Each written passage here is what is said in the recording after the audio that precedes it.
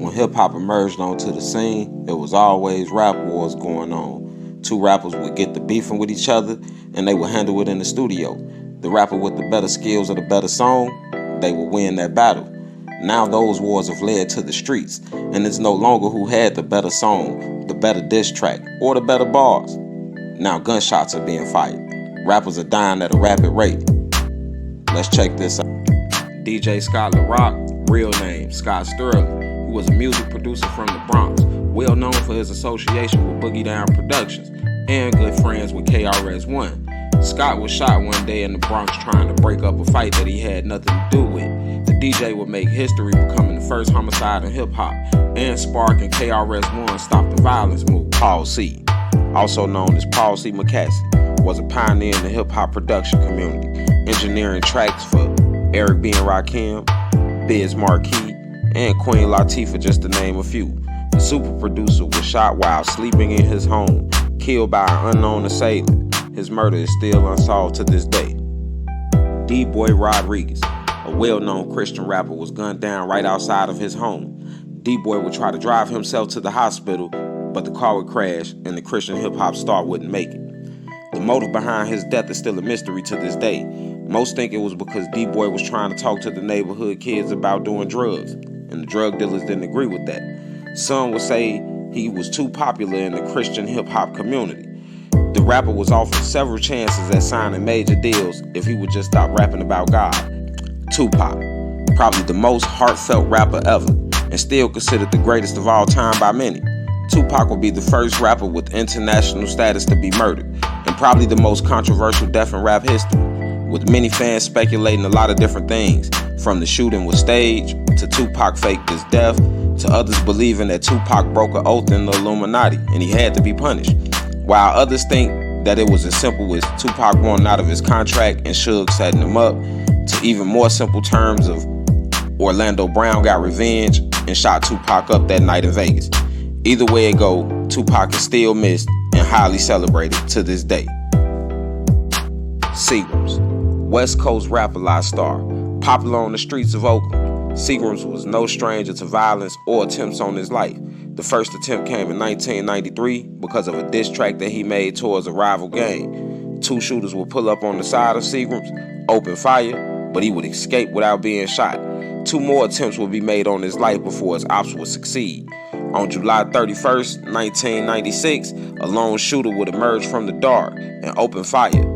Police described the scene as a hail of bullet shell casings.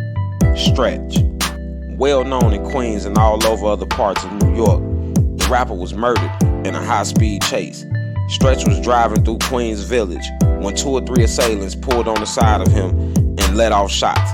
It was 3 or 4 shots that was reportedly heard, and Stretch tried to get away and took his assailants on a high-speed chase, but that chase would cost him his life as he would crash. Yaki Khadfai, member of Tupac's Outlaw Immortals and a family member of Tupac himself. He was murdered inside of his New Jersey home just a little under 2 months after Tupac's murder. Khadfai was the only person that was reportedly willing to cooperate with authorities to help them capture Tupac's killer. Both murders to this day are still unsolved. Freaky Ty, member of the well-known 90s hip-hop group The Lost Boys, was one of 3 men that died in the feud. On March 28, 1999, after leaving fellow Lost Boy Mr. Cheek's birthday party, the feud between the Lost Boys and the Hellraisers would see 2 innocent people dead. The feud started when a member of the Lost Boys was robbed and a friend of the Lost Boys took it upon himself to retaliate. In this attempted retaliation, that friend of the Lost Boys would kill another innocent person, Maurice Sanders, and would cause the death of Freaky Ty, who was also innocent in all this. Big L, legendary Harlem rapper that would not get to see his full potential and reach the world. He was known for his wordplay and his lyricism. Big L was gunned down in the drive-by, shot 9 times, in the chest and in the face. He was pronounced DOA when the police reached the scene. Fat Pat, well-known Houston rapper that would help pioneer in that chopped and screwed music we growed to love. Close friends with DJ Screw, who invented that chopped and screwed music. Fat Pat was murdered trying to collect money that was owed to him by a promoter. The reports are conflicting, but once inside the promoter's house, Fat Pat was shot in the head and killed. the notorious B.I.G., one of the best lyricists to ever pick up a microphone. Biggie is the king of New York. Now, we all know about his beef that he had with Tupac that sparked the East and West Coast beef that could be the cause of Biggie's death. Biggie was gunned down in Cali. His death remains a mystery. Big's mother still haven't given up her pursuit to find her son's killers, and most believe that it was retaliation behind Tupac's death that was in Vegas.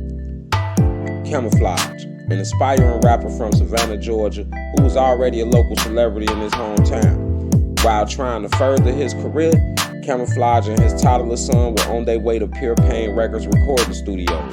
Upon arriving outside the studio, an unknown gunman approached the rapper and began to open fire, shooting Camoflauge. Fans immediately began to speculate that it was retaliation for a murder that the rapper was never indicted on, 3 years prior to his own murder. DJ Uncle Al, prominent Miami DJ that worked with world-famous Miami rapper Uncle Luke at a local Miami radio station. DJ Uncle Al was killed inside his home that he shared with a DJ friend. Uncle Al's friends say that the killers came for the other DJ, but once they knocked on the door and Uncle Al opened the door, the killers opened fire, killing DJ Uncle Al.